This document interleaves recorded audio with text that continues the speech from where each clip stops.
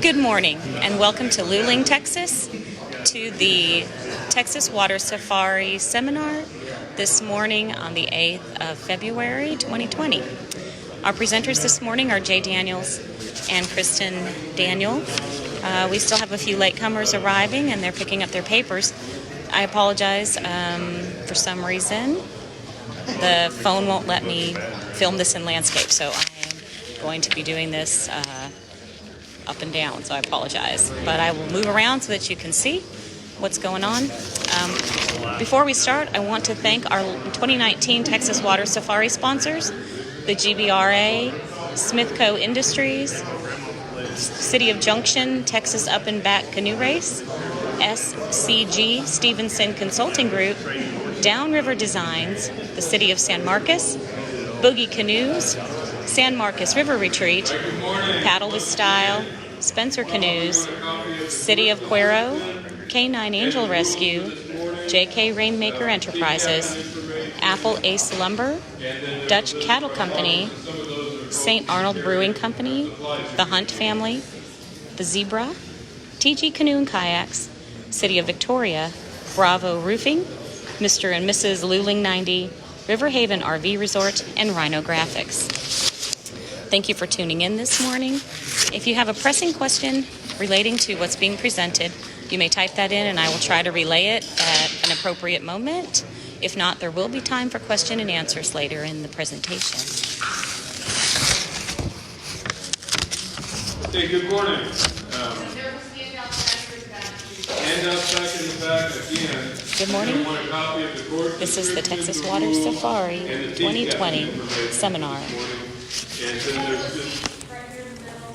Jay, you're going to come back a little over this way because I'll just get his head. And then there's a list of the sponsors and stuff they have. Okay. A few housekeeping things. Am I in the right spot now? Yes, you are now. Oh my goodness. Live. I always wanted to be a rock star, but I can't play an instrument, so this is as close as I get. Okay, in the back under the sign that says exit, and you don't exit that way. It's pointing with an arrow this way. But is the men's restroom. Up here in the front is the ladies' restroom. Back in the kitchen is coffee and drinks. And over here to my left, your right, is some donuts and sort of things. And we'll be bringing in pizza for lunch. And did I miss anything in that regard? Nope. All right. Thank you for being here. I honestly don't know how long the seminar has been going on. This is about my 20th year to be helping with it. I want to introduce a few folks to you if they're all hiding. They're right there. Poke them. That's not one of the folks I wanted to introduce. That was really going to be weird today. So over here, this is Bob Spain. He's a member of the board of directors for the Texas Water Safari. Jerry Cochran is the longest serving member of the Texas Water Safari Board. And both of these guys have finished the safari. Bob's finished it a couple of times. Jerry is 20 plus with about 8 overall wins. How many have you done? I've done 18. In the back, Linda's probably hiding. Linda is Jerry's wife, and she does the majority of our administrative work. And this is my wife, Kristen. Thanks, who Alan. takes care of registration. Oh, wave, Linda. Kristen takes care of registration, so when you screw that up, and she gets angry, and then I have to start hearing about it, is where you start ending up on my list. My name is Jay Daniel, and we're glad to have you here today. We hope we give you some information that's useful. We hope that some of our veterans who are watching this being live streamed will be appropriate with their comments. Clay White, I am not getting a haircut because I guarantee you that'll come across here in a little bit. You know why I'm not getting a haircut? Because I'm 56 years old. Ain't nobody going to tell me that I have to get a haircut anymore. All right. So, Kristen's going to pass around some sign-in sheets. And make sure you get it. then we're going to go through. Just to kind of give you a flow of how today's going to go. We've gotten through coffee, drinks, blah, blah, blah. We're going to go through the rules. Kristen's going to talk about the check-in procedure at the actual race a little bit. Then we're going to talk about registration. And then we get into team captain rules. Then we get into the competition rules. And then we'll talk about the different types of boats. Just for all of your information, the specifications for the boats are spelled out in these documents. For all of you who are watching out there in the interwebs, all of the specifications are spelled out for the boats. If you have an 18-foot aluminum boat, you don't need to send me an email that says, hey, I have an 18-foot aluminum boat. Is it okay to race? Because it isn't. It's already written out for you. So please take the time, all of you, to read the rules and everything before you start asking questions. Now, I say that to you not because I think you're ignorant, but because I've taught classes at my alma mater, and just like those students there, I assume that people aren't bothering to read things before they ask the question. So take the time to read the information. It's out there. There's guys who finished this race 10 times who come and ask me questions that are like, did you ever read the rules? And they'll look me dead in the eye and say, no. And I said, you go read it, then come ask me the question. And where is that located on the website? It's on the website under race information. Okay? Almost all of this stuff is on the website under race information. Probably probably the most looked at thing on the website are past results. And I'll talk about how that can work for you or against you later on. Okay, are there any questions before we dive off into the rules? Anybody already sick of this thing and you just want to head out? That's cool with me. I got to be here all day anyway. All right? Kristen, you want to talk about the check-in and registration? Okay, so race check-in is the Friday before the race starts from 12 to 5 at the Meadows Center. You pick up your race packet, you get your boat checked in with your equipment. You need to have your boat and your required equipment on site to be inspected. You also will turn in waivers that racers and team captains need to have signed. You need to have your spot tracker verified. We'll get into some more information about spot trackers later. But those need to be there on site. There is a mandatory race briefing at 4 o'clock. Kristen, is that briefing mandatory? It is mandatory. It is mandatory. So you need to be there because that's when we give updated race conditions that something may have changed. We may need to change how portages are handled. It's very important that you be there at the 4 o'clock mandatory race briefing. Let's see. There is no race day check-in allowed. If you are not checked in on Friday by 5 o'clock, you're not racing. Okay? No race day check-in. So you can read more of that in detail. I'll move on to registration information. I'm not going to go through every single one because you can read that. I do want to highlight a few. Registration is open right now for the Texas Water Safari and the Texas River Marathon, which is the freedom race. There's a pricing tier, so if you go ahead and register between now and the beginning of April, you've got a cheaper price. It's $125 per racer. No fee for team captains. But when you register, you need to register with at least one team captain. If you do not have a team captain listed, I'm going to send your registration back to you. We've got to start all over again. That's how important team captains are to this race. So you've got to register with at least one. You can have two. All entries are final. There are no refunds or deferments. When you're registering, please make sure you're entering in correct addresses, birth dates, age, your boat numbers. Make sure that those are correct and what you really want, and your team name. Phone numbers. And your phone numbers are correct. You really are paying attention. please don't register and then within an hour email me and say, oh, we decided to change our team name. Because then I've got to go do all of that. And there's a $25 charge for any changes that are made. So really think about it before you just start putting stuff out there and registering. Let's see. Say a word about and we get questions about refunds and that thing all the time. The expenses of the race happen, and you've registered. If you look at the calendar on the web, it tells you when the postponement dates are. So it's a big enough deal that you need to have a real solid plan for dealing with the race. We can't undo expenses. And so once you've registered, you're registered. There have been very few exceptions to this. Let's see, and it's stated multiple times. And your starting position for the safari is based on if you participate, in the prelim race, the Texas River Marathon, which is the first Saturday in May. So if you choose to participate in that race, then your starting positions are determined by that if you have registered for the safari by that Sunday after the race. If you choose not to race that race or you haven't registered by that date, then starting order comes in your date of registration. So everybody that participates in the prelim gets ranked, and those are the first starting positions.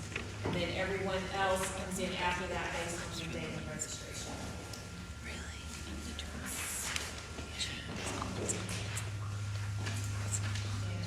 I think that's about it for registration. But like I said, if you go to the website under the heading Get Registered, all of this information is out there, and then the links to the race hub registration pages are there as well. Just one last thing on registration. The very last thing on there talks about boat numbers. There are some of you who you want to be 1836. I mean, I know there's somebody in here who thinks they want to be 1836. And somebody wants to be 007. No leading zeros, and we'll talk about that again. And then if the boat number is already taken, tough. We don't reserve boat numbers. It just is what it is. I mean, there's some guys who've been using the same number for 30 years. If you can get in there before, and I'd probably pay you just to see it be that aggravated. But they're not reserved. But that's why it's important when we ask you to list 3 different boat numbers, that you put 3 different boat numbers. Don't put the same boat number 3 times. I'll send it back, because then that just takes me more time to go, oh, why didn't you give me 3 numbers and different numbers in the first place? Because we do have ones that touch up. Any questions about registration? Okay. Again, registration several times it says, I read and understand the rules. So read the information you're given.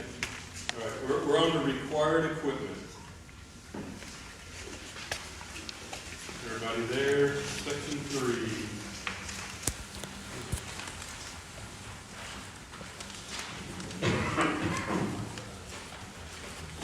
If I realized we were going to put this on YouTube, I'd have found a more stylish pair of CBS reader glasses to wear.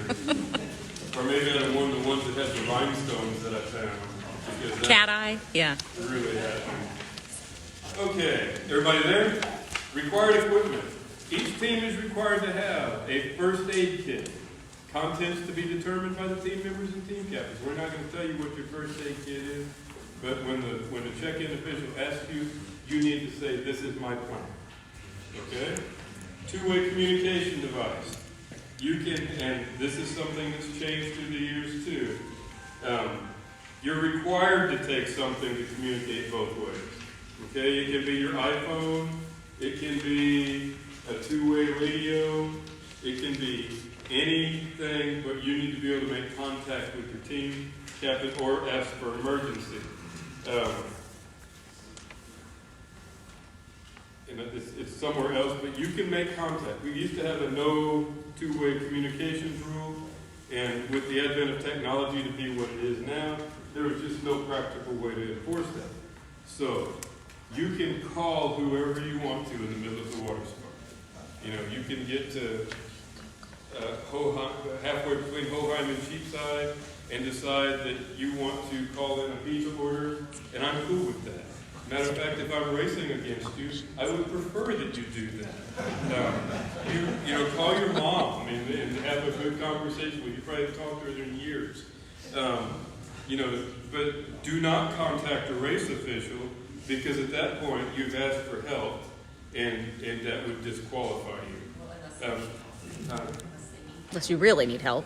Well, yeah, I mean, and on to that token, if the person next to you racing against you needs help, by all means, call it in. We're not going to disqualify you for saying that one of your competitors needs help, unless you did that just to jerk around. Don't do that. Never heard of anybody do a snake bite kit. You know, doctors vary on what they believe a proper snake bite kit is. You need to, again, have a plan. You can tell me it's a rubber band and a razor blade, but again, remember the old joke. Doctor says you're going to die. An efficient signaling device. Somebody finally remembered the joke. An efficient signaling device. You need to have a whistle or a horn. Solo paddlers have to have this attached to them. Somebody in the boat has to have it attached to them. If you get turned over out there in the bay, it's a big dark place, and we want to be able to locate you if you need help. Flares, I don't have mine because mine finally expired, and then I shot them off, and then Kristen got mad at me. But it was kind of cool. Don't do it near the coast, because somebody will come looking for you. You need to have 3 flares with you. They have to be red. If you shoot them off, the Coast Guard will probably come looking for you. And we will come looking for you. And we will do everything we can to get to you before the Coast Guard is, because that will save you a ton of money. Do not use green ones.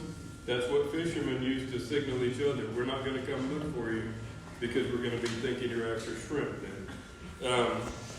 Again, solo paddlers have to have those attached to them.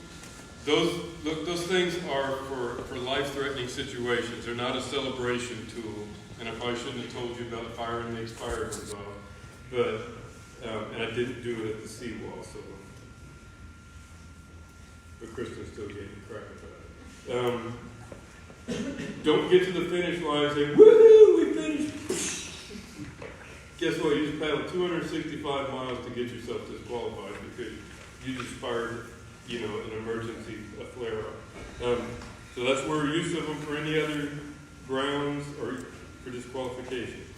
Okay, PFDs, life jackets. Every person in the boat has to have one. You're fine. They have to be properly sized, and they have to meet the following criteria. It's got to be a type 1, 2, or 3, or 5. And if I have to explain that to you, oh man, we'll be here forever. Generally, a wearable PFD, wearable life jacket is a type 3. To simplify your life, look for type 3. The horse collar type, the orange ones, the May West, I think they call them, are type 3. You can, this is mine and it's still open because it's from the last. You can wear an inflatable life jacket if you want. That's where the type 1s and 2s and type 5s come in. If it's a type 5, which is that's not one that's okay to be wearing around. You have to have it on at all times. This one happens to be a type 3 because it'll fire automatically. It can be stored, but if it's a type 5, you have to wear it from, Ocarina Springs all the way to Thompson. You can't come off. And I suppose we can have more discussions about this during free time if you're really interested. For most of you, this is not what you need. You're not going to have a storage spot. Storage issue in the boat you have. You just need something that's comfortable, and moreover, you want something that you will actually wear. Okay? Now, you have to wear them in the bay. So from the time you come out of the mouth of the river and you head to the finish line, you have to have it on. If you lose one during the race, and this certainly happened last year, don't try to hide it from us. I mean, we're going to figure it out because you're going to come to the finish line without a life jacket. We have extra life jackets. You'll get a minimal penalty for getting a life jacket. Plus, you won't get disqualified from the race for not having a life jacket. So, now I guess I can't think of a situation where we wouldn't replace a PFT. Okay? And I want to say again, racers in the bay not wearing a life jacket will be assessed a penalty of at least 2 hours. This is non-negotiable. I'm here to tell you that the best paddler in the history of the water safari, in my opinion, was racing solo and got so excited coming across a flat bay that he didn't put his PFD on, and he got the same penalty. It's not negotiable. It's the way it is. If you do have an inflatable life jacket, it has to be inflated regardless of the tide as you come across the bay. I sound like such a cranky old man when I read these things. Probably because I am a cranky old man, but I don't like sounding like it. Okay, spot trackers. Let me go ahead and say this. It doesn't have to be this model of spot tracker, but it has to be a spot tracker device. It can be the fancy one that you can send a text on. Again, I more than encourage you, if you're racing against us, take the time to send a text. You know, your mom really wants to know where you're at. Or maybe your girlfriend or boyfriend, somebody needs to know. They're going to be inspected at check-in. We have to make sure that they're fired. This is primarily how we track where people are located on the course during the race. Some of these require reset. This has changed, so this particular piece of rule is confusing. Some of these require reset, and you are responsible for the reset. As a general rule, it's not rocket science to start one. You push the power button. You set it where it can see the sky, and then you push the foot, because that's what starts the tracking. And now this one's tracking. Okay, SOS, and then see how fast it comes. Which did happen. It happens. I mean, I'm telling you, the funniest thing that happened is somebody left there sitting on the bumper or top of their truck, and which is where generally my coffee cups go flying up from. It wasn't me and they were like, I lost my spot tracker. And I said, well, what's the time? And they sent it to me, and I went and picked their spot tracker up off the side of the road because it was sitting there just blinking away. This one can't see the sky, so it's giving me you have to mount it where it can see the sky. If the label on it doesn't see the sky, it's not getting a good signal. Spot trackers, we know their technology, sometimes they quit. We have a number of them that we have for replacement. So you may get called up, boat number 456, wait, and somebody's going to come up and they're going to swap out your spot tracker and away you go.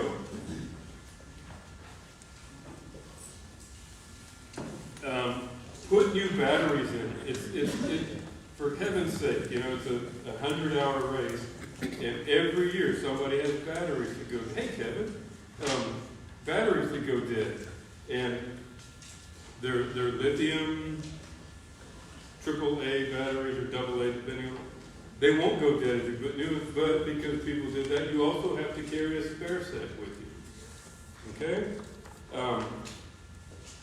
Any use of the help or SOS buttons or any of that contacts a race official or contacts the authority to come help you, means that you asked for help and you have at that point self-disqualified. You said, help me, and we're going to come running or paddling or whatever it takes. It's just like firing a flare. Now I know that these things are all funky now where you can set up custom messages or you can do any of that as long as you don't contact the race officials and clear mud. Yes, sir. Spot tracker goes out, is there a penalty or anything? If y'all The stop question and is, say- if the spot tracker No, goes the out, is there a penalty would penalty? be Is if you didn't stop. Okay. That we're going to do our best to keep these things going.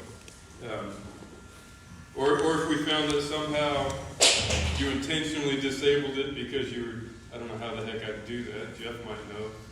Because you're trying to, I don't know, cut some loop off of the river or something and cheat somehow. But you don't do it, man. I've been up and down this river for 30 years, 40 years, a long time. If all of a sudden you've done something like that and there's a funky track, we're going to know it. It's not rocket science. Maybe it is. And then under required equipment, this is important for the prelim or the Texas River Marathon. These 3 items are not required. You don't have to have a white light for night travel. You don't have to have spot trackers, and you don't have to have flares. So for the May race, you don't have to have those 3 items.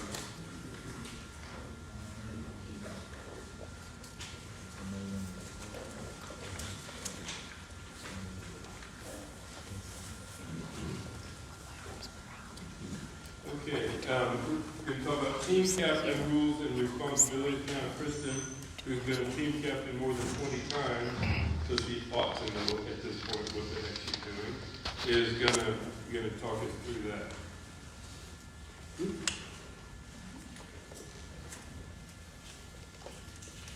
Okay, as I stated earlier, we were talking about registration. Each team that enters the Texas Water Safari must have 1 team captain and the option to designate a second team captain if desired. It's pretty helpful to have an official designated co-captain. And each team captain has to sign waivers and they must be at least 18 years old. Team captains are the only ones who can sign the teams through at checkpoints, do handoffs of food and water, touch the boat, that type of thing. If you're not an official team captain, then don't be touching the boat or any of that, because then that can get your team disqualified. Team captains do not ride in the boat. They are land-based. Cannot tell you how many times each year we get that question. Well, how can I do handoffs if I'm in the boat? Let me tell you, 1986, we're standing at Staples, and there's a team that hasn't shown up yet. And it's like, where's the team captain? And it's a standard boat, 2 paddlers. And the team comes paddling up. There's 3 people in the boat. It's like, what's going on? It's like, well, it took us a little bit. Well, you're registered. Yeah, we're standard. Well, where's your team captain? He's right here. He's sitting in the middle of the boat. Well, he's not paddling. He gives us water when we need it.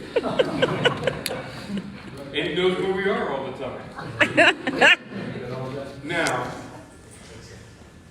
who would read these rules and come up with this? Guess at what their professions were.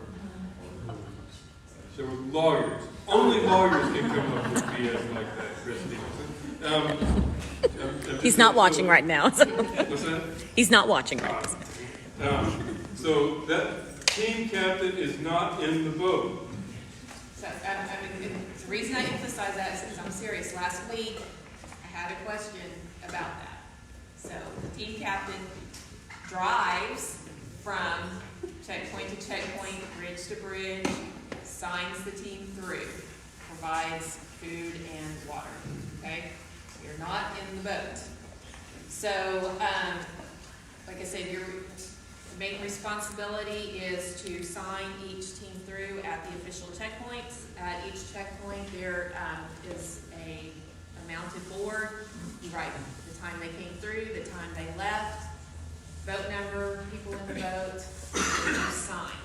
And Kristen, oftentimes the race point officials have written maybe the time. Oh, yeah, some race officials will write the times in, especially like at Staples, because there's so many, that's at the beginning of the race, and there's so many people coming through. So they can write the time, but you still have to physically sign your name where it says team captain. Also, How do they sign that? When they put the time in there, what kind military of time? time. Military time. If you're not familiar with military time, Google it. I'm kind of familiar with it.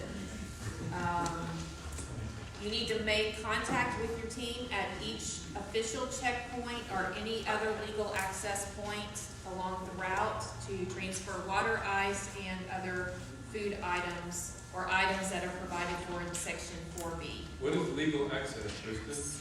That means anyone could access that. Or if it's private property? If private property, you need to have permission from that landowner. Do not assume that if there is a locked gate, that you can take your big red key, break the lock, and go in. You will be charged with trespassing or shot by landowners. We've had an issue with You are in this. Texas, so. Yes, we're in Texas, and those landowners are very serious about their private property. A lot of people that race do have, have permission to get on private property, and that's fine. Don't just randomly follow people in. If you don't have permission for that private property, you don't go in. You need to use public access points. You need to notify a race official if you're unable to make contact with your team. And now that we have the two-way communication, that's much easier to figure out where your team is. Also, the spot trackers.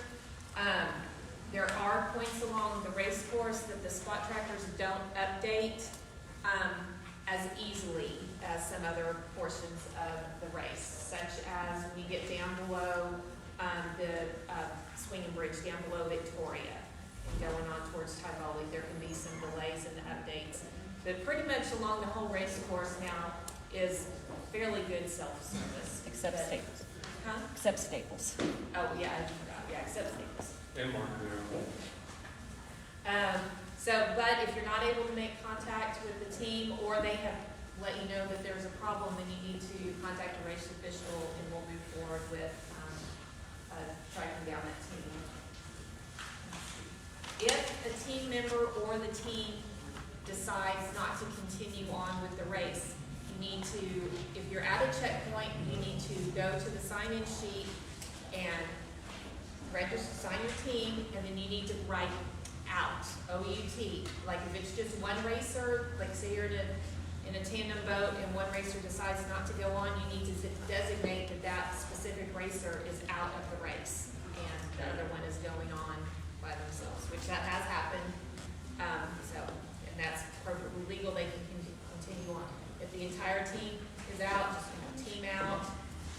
But we need documentation of that because we don't want to be looking for a team that, we're not seeing them on the spot, they haven't come through a checkpoint if they're out of the race. We've had that happen as well, especially if it happens within a checkpoint. If they contact you and they're like, hey, we walked up to the side of the road, come pick us up, you need to go to the next downstream checkpoint and sign that.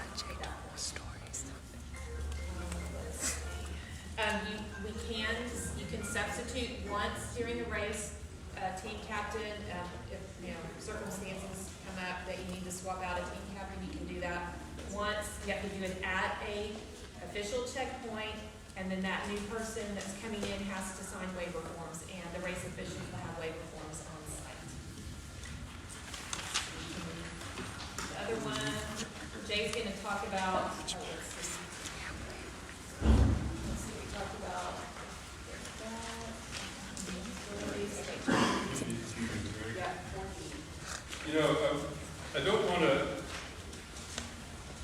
Don't ever underestimate how important the team captains are.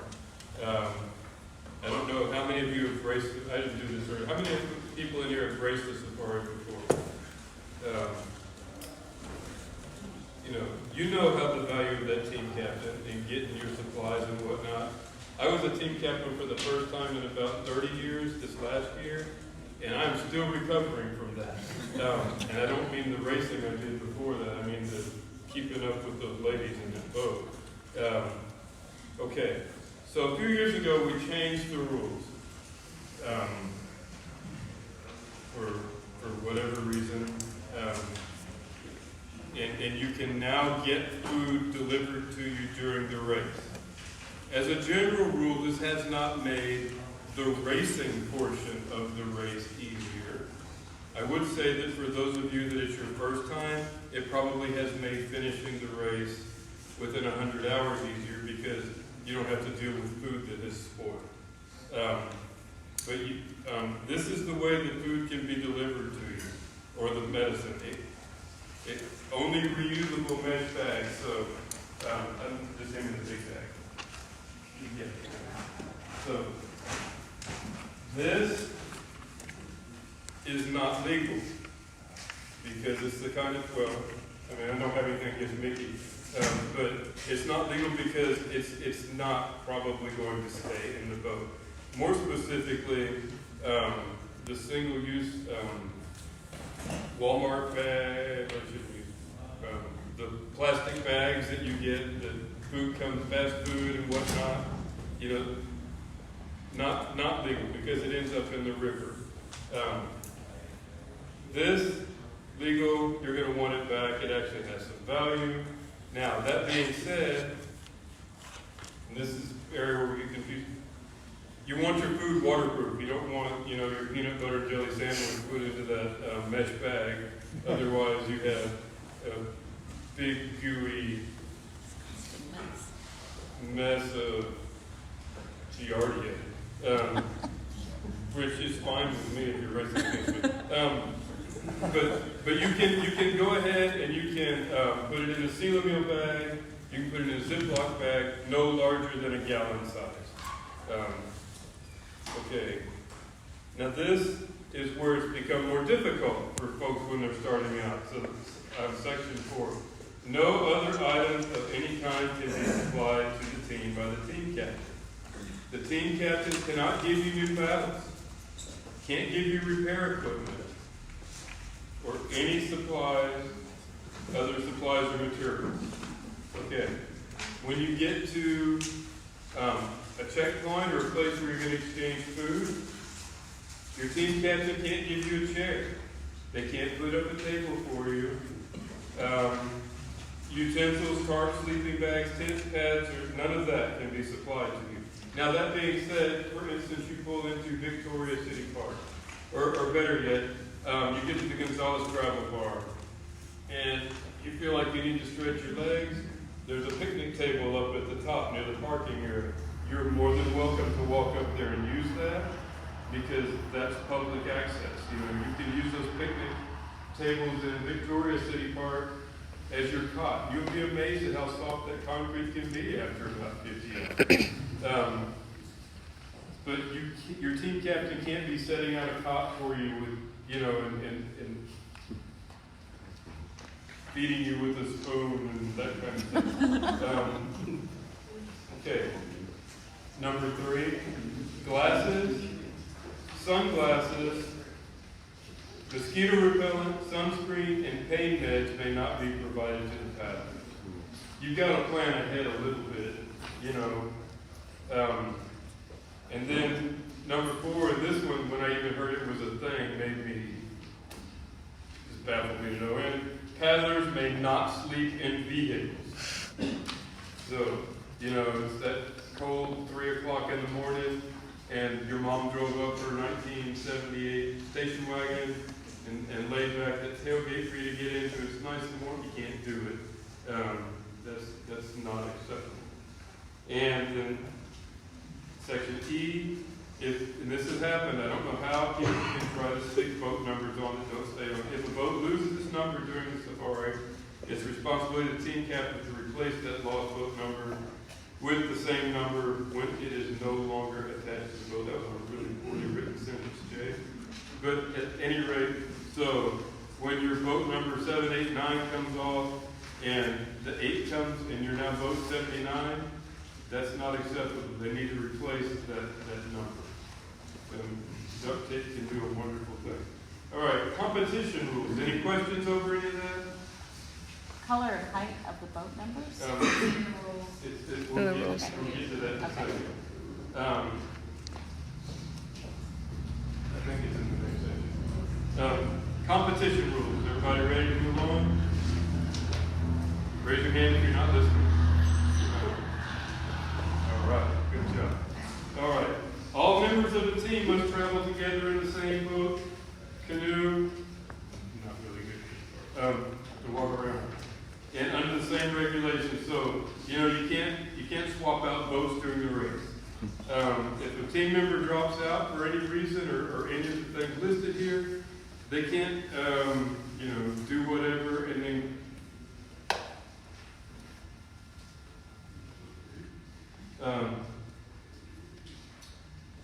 they can't come back into the race. Relays are not permitted. They're certainly prohibited. Relays in any form are prohibited. All items and equipment and items of repair must be in possession of each team and listed on the check-in sheet at the beginning of the safari. Nothing can be purchased or delivered to an individual or team during the entire safari except under 4D, which is what we just talked about.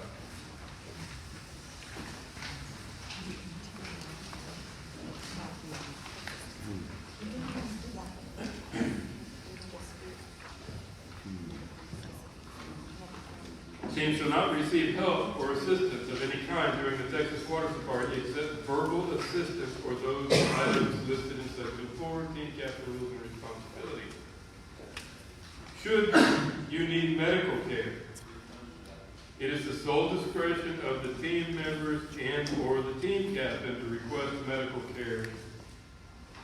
In other words,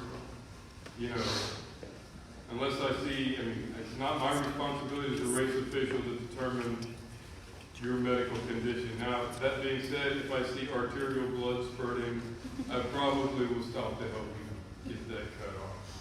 I'm just going to cut your arm off and turn it if you get it. It's up to the team to take care of these things. By signing the inter-form waiver, the team members and team captain expressly agree and understand that there is no obligation on the part of the Texas Water Safari Corporation, its board members, or officials to provide standby medical care at any point along the route. Guys, you're entering this race at your own risk. It's not a safe thing to do. There has been a death during this race. There have been plenty of trips to the hospital during this race. There have been snake bites. There have been concussions. There have been any number of things. You are responsible for yourself. We don't have helicopters flying up and down the course checking you out or anything like that. It's a self-rescue situation. That being said, technology's made it a lot safer than it used to be. You can call 911 on your phone, and they can locate you pretty much down to the inch. Big Brother is listening. You can call your team captain to have somebody come pick you up, but at the end of the day, you're entering at your own risk. Any question about that? Anybody think Jay's responsible for your safety during the race? I'll take care of you, Dave. Good. You get my point. You're kind of on your own. That being said, we're looking out for you. We're watching on spot trackers and whatnot. Same TV's at Hoheim for the umpteenth year. He can't say, Jay, you're disqualified because you were a jerk to me or whatever reason he would want to disqualify me. That would be reported to the race officials, and we would give you that penalty. And the head race judge, blah, blah, blah. Teams must negotiate over, under, around all of the obstacles from the originating point in San Marcos along the entire length of the river and bays to the finish line at Seadrift. For any shortcut to be legal, it must have a flow of water through it. Now, from time to time, these things open up on the lower river specifically, less often on the upper river. It may be that there's just a trickle of water. It doesn't mean you have to be able to paddle through it, but there has to be flow through it. Okay? Overland portages are not allowed except for where necessary for log jams, dams, or bridges. Teams are required to exit the river immediately above each obstacle and return to water immediately after clearing this obstacle.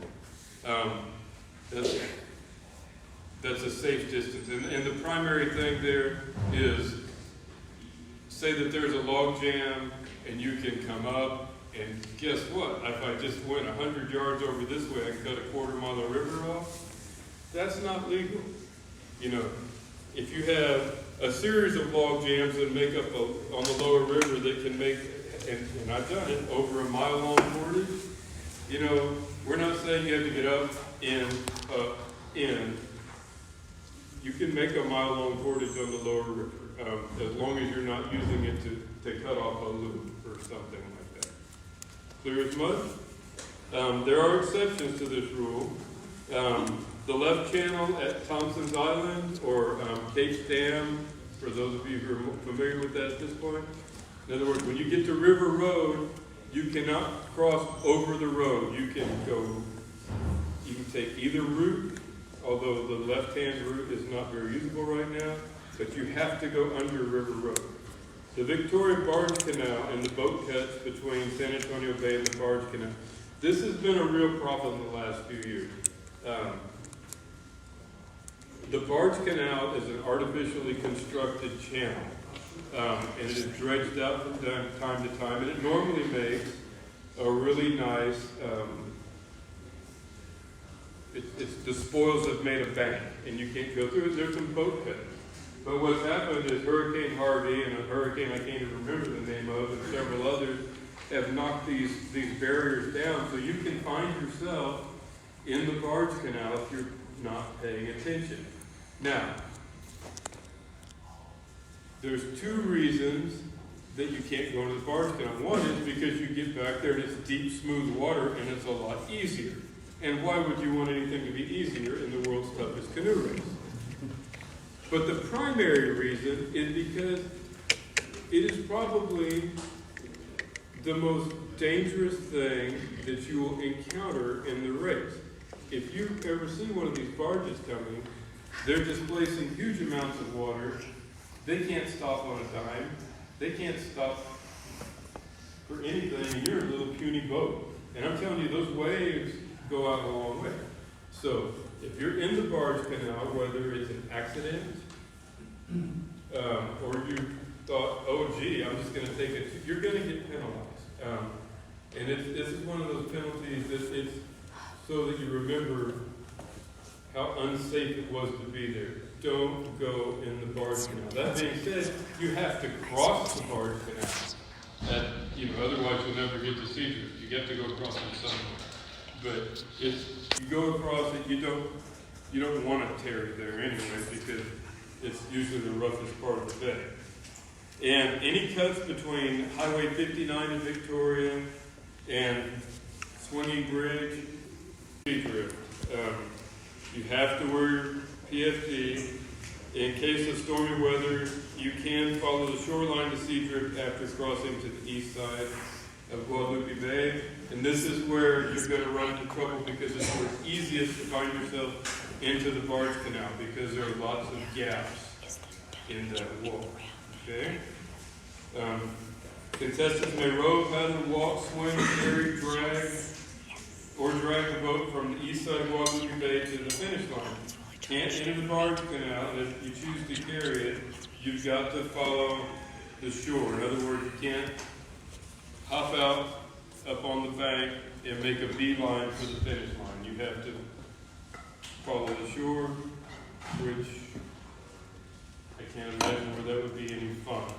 But I also have never been out there in C1 in really high waves, so maybe at that point it might be fun. Libby's like, it's not fun. And teams entered, and I know we're going to beat this to death. Teams entering the barge canal may be disqualified or face a minimum time penalty of 2 hours. I had somebody come up to me and tell me last year, oh, if I'm just going to get a 2-hour time penalty and it's a rough day, I'm just going to go ahead and do this and take the time penalty. I tell you what, if we find out you've done that, it's going to be more than 2 hours. You know, reread that again. It says a minimum time. And I just tell them about the safety aspects of the barge canal. Intentional interference with another team's progress during the race will be grounds for disqualification. Pace boats. Pace boats or canoes, that is boats that are used for keeping up. You know, you can't have somebody paddling alongside you the whole race, or you can't have somebody swapping up, staying next to you during the whole race. Like, here's your food, here's your, you know, that's not legal. Any other use of a craft such as travel down the river to accompany the team and keep them up, provide any support, including wake riding or drafting, and are illegal and are grounds for disqualification.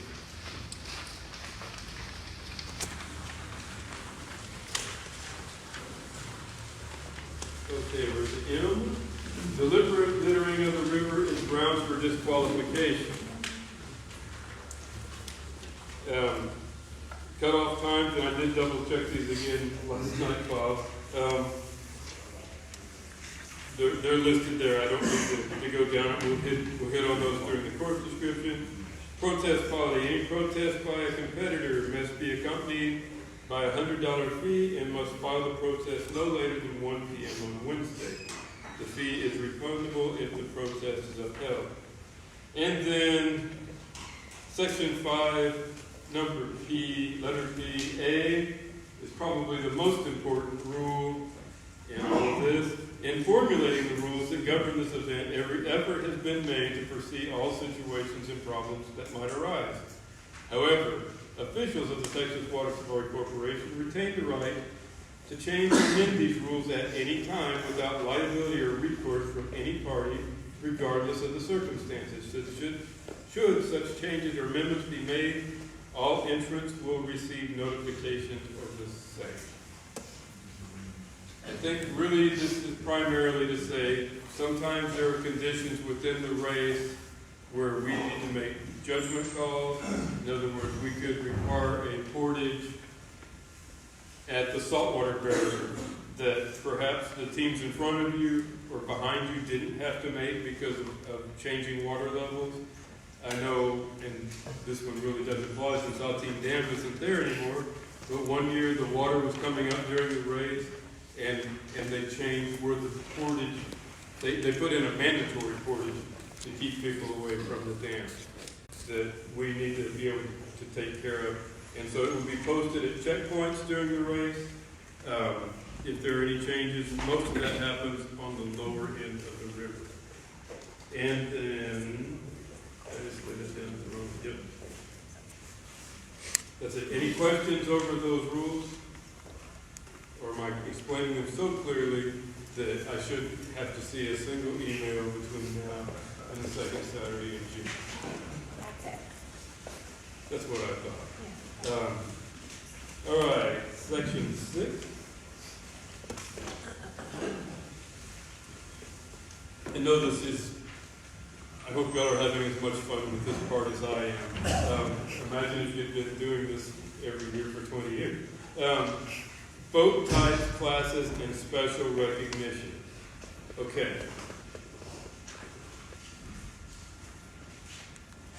The safari is an unlimited race. Every one of us, regardless of the type of boat that we're racing in, is racing for positions 1 through however many boats are in the race. So it doesn't matter if you're in a 6-man unlimited boat or a 12-foot plastic kayak. You're racing for those same positions. So, the first place boat regardless of the type of craft it is. Gets the Argosy Cup. You know, this is the cup that has the name of everyone who's won the race from 1963 till now.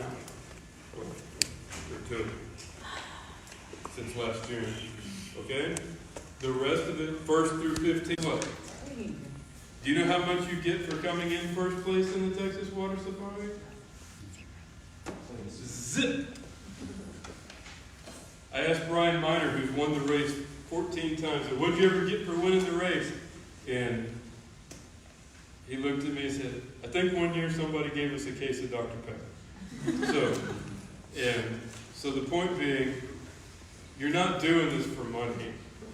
You're doing it to be able to say, I did it. And in the meantime, there's a race that helps you do that. That to say, some of the most competitive people I have ever met are in this race. Okay. Boat requirements.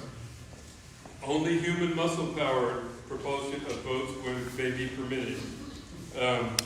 Canoes must have adequate flotation to float the boat.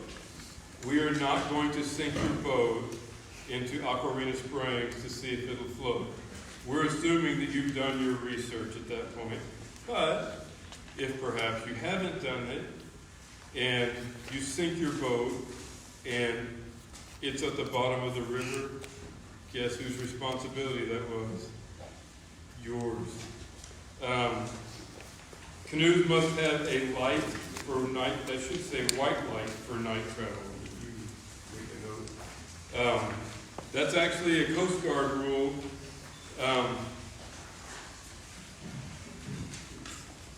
You know, if you're going to race at night, you probably need a light. I don't particularly care what color it is. You don't want it to be a red light, however, because, you know, there's all kinds of funky Coast Guard rules about where lights are located. That to say, if I read this rule correctly, for those of you who have a more competitive bent, it says you must have a white light for night travel. I'm pretty sure it doesn't say you have to turn your light on.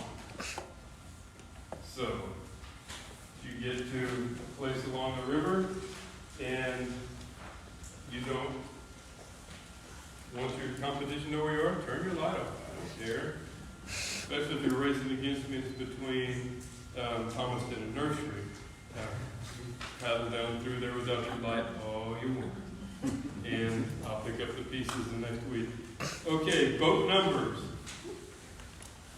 The designated boat numbers must be on both sides of the bow. Right-hand side, left-hand side. Port, starboard, whatever you want to call it. Both sides of the bow. The boat number must be at least 4 inches tall in Arabic numerals and no leading zeros. I'm sorry, you can't be boat number 007. That being said, I'm sure somebody here is going to go look up through the records and say, well, there was a boat number 007 in 1984. And that's right, that was 1984, and we didn't know what the heck a computer was at that point. Some of us, Jerry left, still don't know what a computer is. And boat numbers must be made of a reflective material, and they must be a contrasting color to the boat. So, I know you can get black reflective numbers, that's great, but don't put it on your carbon fiber hull. I can't see it during the day. I probably couldn't see it at night, but the point being, it needs to be, in that case, a white number. Mailbox numbers are wonderful because they have a white background and black letters, so everything's contrasting there. And part of that is, when you get to Gonzales, I think, is the one where this tends to be the biggest issue. You know, there's lots of boats still in a pack right there, and some of them are paddling on through, and those race officials need to be able to see who the heck it was that's been through there. So, and I tell you what, you will hear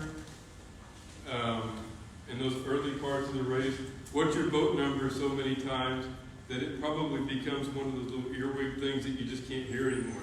Like, la, la, la. It's like, you know, Did you bring in the dog? Oh, blah, blah, blah, blah. I don't hear stuff like that anymore.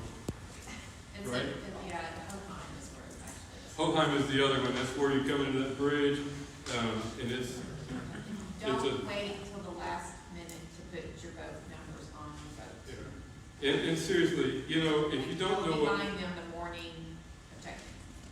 what's that? Don't wait till Friday morning to buy them on the way to town and then start trying to slash them on. Yeah, that's right. They don't stick, and then your team captains can have problems throughout the rest of the race trying to keep them. Or you put that super slick coating that you just read about online on the boat, then you try to put something to stick to it. Well, the whole point of the super slick coating is so nothing will stick to it. Anyway, your boat numbers are important. That's how we identify you. Boat specifications. Any questions about any of that? Boat specs. Unlimited. No specification as to the type of craft used. The only limiting factor is you can't have more than 6 people in the boat. Tandem unlimited. No specification on what the boat is itself. No more than 2 people in the boat. Solo unlimited. I bet y'all can figure this out now. As long as there's not more than 1 person in the boat. So don't carry your team captain with you. USCA C2. Teams may use 1 of 2 canoes. That's a competition cruiser or a 432 boat, or a pro boat, which is a 327 boat. You can read this for yourself. More than likely, it would be more and more difficult going forward to find competition cruisers, or what we call C2s, because they're the slower of the 2 craft. I would say, in my opinion, over the length of the water safari, the 2 boats, there's no significant difference. USCA C1, that's boats that meet the United States Canoe Association Solo Division. I think there's a couple sitting on trucks out there. Aluminum, this is probably where many of you are starting. Okay, limited to aluminum canoes with a maximum length of 17 feet and 4 inches. And honest to God, I can't figure out where the 4 inches came in. I know that was a standard length for many years. And Lumacraft Voyager still fits that. I think the Quetico still fits that, and probably there's some Grumman boats that still fit that.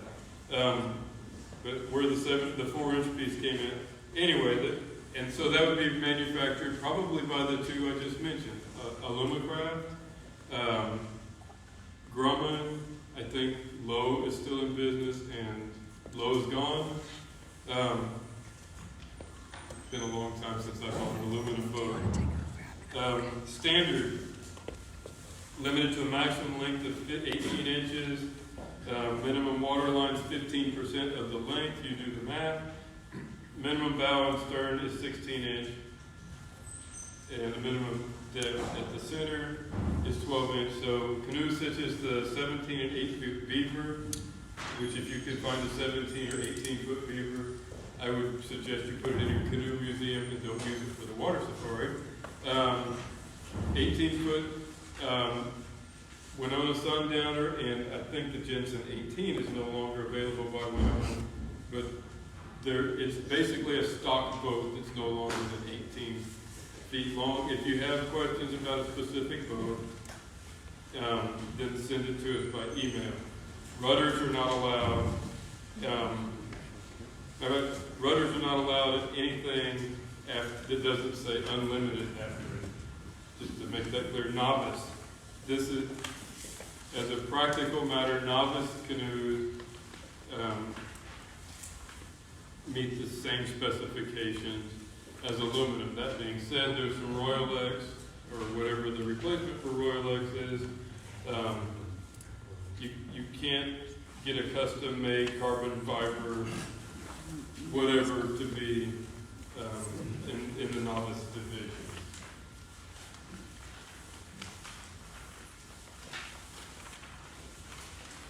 Racing classes, unlimited, 3 to 6 paddlers. That's section C. Everybody with me so far? Women's unlimited, 3 to 6 female paddlers. Any human muscle power, unlimited boat specs. Tandem unlimited, 2 paddlers, yada yada. Men's solo unlimited, women's solo unlimited, USCAC 2. The important thing here is single blade paddles only, and it meets those specifications.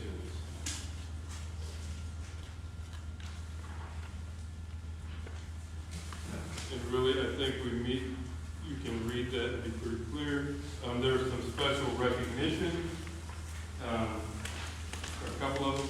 One is masters, and it's solo to 6 paddlers. So the determining factor there is that you're over the age of 40. And adult youth, and this is 2 paddlers, one of whom must be between 13 and 17. And the child must race with an adult in the boat. So if the adult drops out, the child is out of luck. They've got to drop out too. And any 2-person boat specifications. And that, thank goodness, is it for the rules. Any questions over that? Any questions on the live stream? Please let us Still know. hot as far as I know, but I don't think that's a rule. Yes, sir. Back to the phone issue. Yes, sir. Can you have a phone you're using and a phone that's turned off? Is it stable? Sure. You can have The a question phone is, for can you have everybody a in the spare boat. phone in the boat? The answer is yes. Can the team captains replace flotation devices as needed instead of having to call in? A PFT? Yeah. I think as a general rule, we want the PFT replaced. Now, if you've lost it, that means that you've made a mistake, that there needs to be some degree of penalty for. So whether So the real answer is not a good idea and no. well, and no, don't misunderstand. No, I don't think so. Okay. I would rather your team captain or whoever gave you one, and I guess you'd be on your honor to report that you received a replacement. Reported it. Yeah. Okay. But the idea, we don't want you out there in a situation where you don't have a PFD. You said earlier that we would give one. Yes. If somebody lost it. So if the race official is there, you might as well just say, official, could you please get my Sure. team? You don't need to send your team captain to Walmart or whatever to get you a team captain. We have a certain amount that we just don't want people out there without a PFD. This is state law, you have to have one year, so once you do, so you gotta get one. Thank you. Are you allowed, like, your cell phone died, that you're allowed to your cell phone, your team captain in charge of pick up at the net, as long as you have nothing on the boat? No, and that's one situation where you really, the two-way communication device in there, if you want to, if you're planning to use it, it needs to be functional. So you need to either have one of those rechargeable things like we carry around with us all the time, or something to keep it going.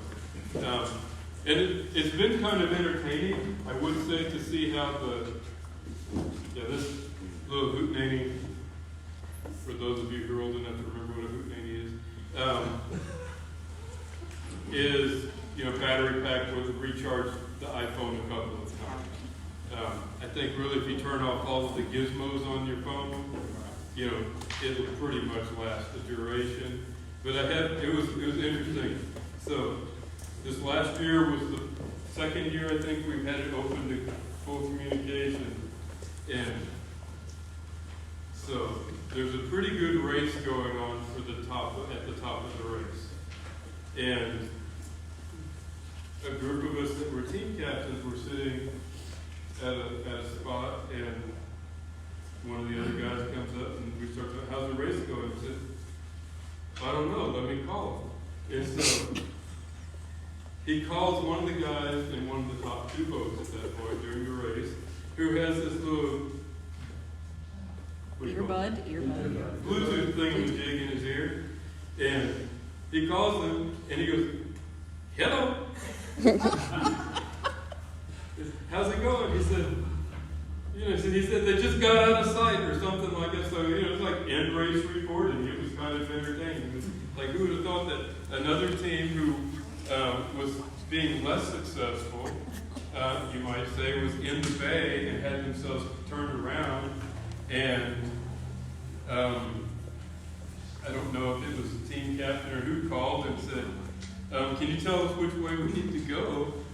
They did, which is probably beyond what we want the rules to accomplish, but it did. Any other questions over the rules, registration, all of this gobbledygook? I have one quick question on the. There are no quick answers, though. Okay, well, I don't want to disqualify a team, but if you can only, they have to have their own pain medication, what falls under medical?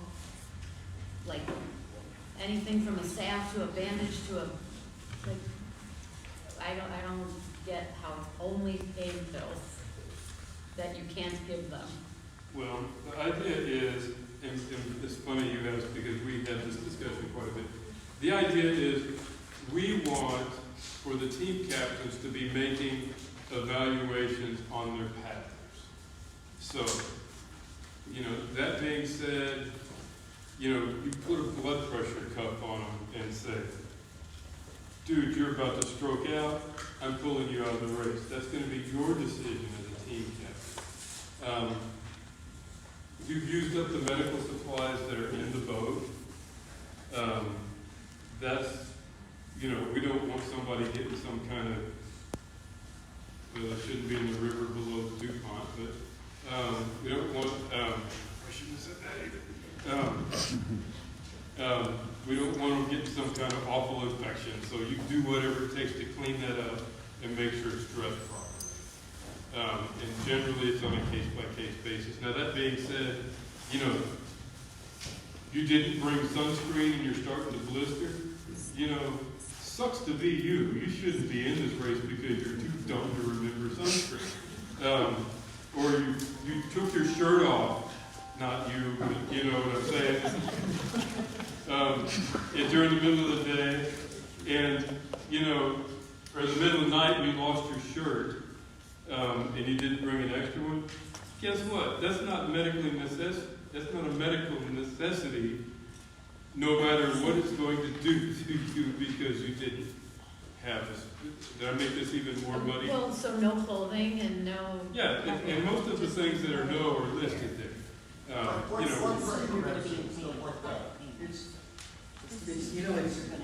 can't list all the things that we're thinking about. The intent is to make sure anybody that needs something medically can get it. And it's hard to describe all this thing. If you're a diabetic or you're on medication prescription, certainly we want you to be able to get that. But our intent was not to say anybody who needs an aspirin because your neck is hurting a little bit, or a Band-Aid because you got a little blister.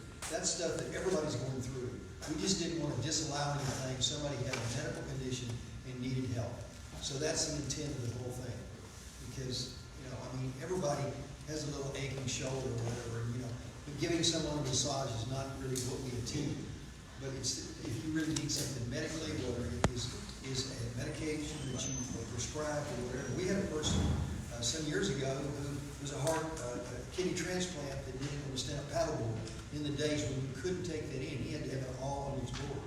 We've now allowed anybody who really needs something that's life-threatening, something that's prescribed. That's probably a better example. So if you have somebody who's on regular medications, like Bob said, heart medications, or something that the doctor says take once a day, we don't want that to be in the boat where It could get wet. I personally do, but what we're saying is you can say, okay, I'm going to get my pill, what's the thing that goes under the tongue for heart patients at Staples, and then I'm going to get it on down the road. So because that way, if they do turn over and it gets wet, that becomes a life-threatening issue more than a, oh, my shoulder really hurts kind of issue. Does that help? Not really. Okay. I just want to know, besides bug spray and sunscreen and whatever, and all of those things are because since we started the rule, we've had people say, well, if I get a sunburn, that's a medical issue. No, if you get a sunburn, it's because you're a knucklehead. I'm just saying the paddlers have to have it in the boat themselves. Right. Yes. Right. Their comfort. Right. Like their, whatever kind of salve, powder, I don't know what a person might need. Right. But the captain can't give it to them. That's unless correct. it's medical. Right. Or food. I guess a better example would be, and where this all came from was a problem with electrolytes, is what started the whole conversation. So, I want you to carry the necessary electrolytes, and we all want you to carry the necessary electrolytes in the boat, But if for some reason you lose them, we don't want your body to get so out of whack that something really bad happens to it. So I think you said it best. Comfort items are not medical necessities. And I'm sure I've just muddied that up even. So those need to be in the boat when the racers start the race, and that needs to be on the checklist that is turned in, you know, sunglasses, sunscreen, Zantac, you know, Advil, no, that needs to be in the boat when they start the race. Which is funny that people Or would extra think. shirt, extra hat, you know, that needs to be passed. It's funny because I think it's the people that want to plan that, and I'm thinking to myself, my back never thinks I need it to hurt when I'm going to see my team captain. You know, it picks the most inopportune time to have that happen. So I need to have that stuff with me. Okay, thank you for that. I hope I didn't make it worse. We have that discussion quite a bit. There's some of us who are old enough and crotchety enough that want to go back to when you couldn't get anything. And there's some young people who are probably writing on Patty's little thing right now saying we like it that way too. Any other questions over the rules? If not, I'm sorry, I came in late, so we already covered this, so we already covered that, and we can talk later, but, I've seen in the past, 2017, 2018, people get out of their boat, get on a cot. we talked about that earlier. Okay. That's against the rules. Okay, great. Good. Yeah, okay, thank you. Okay. The question was, can you get out of the boat and get on a cot? And the answer is Time you're no. supposed to pick up on. Okay. I want to take a quick break, and then we're going to go through the world's quickest course description because I can't give you an accurate picture of a 260-mile race course anyway. Just want to have you aware of a few things. So, quick break to the restroom. We'll go to the course description, and then we'll have. Okay, so please join us back in about 5-10 minutes. We will go live again for the next portion of the seminar. Joshua, what is the rule regarding equipment that falls out of the boat? Once it's out of the boat, if you swim and you get it and you pick it up and you get it back in the boat, you can do that. But if somebody picks it up on the side of the river and tries to give it back to you, that is against the rules. I think pretty sure there is a rule in there that says that. So yeah, once it's out of the boat, it can't come back in the boat. If it fell out, like because you turned over and you swim and you pick it up, put it back in your boat, that's fine. But nobody else can pick it up and give it back to you. Okay, we're going to go on this little break and we'll be coming on back.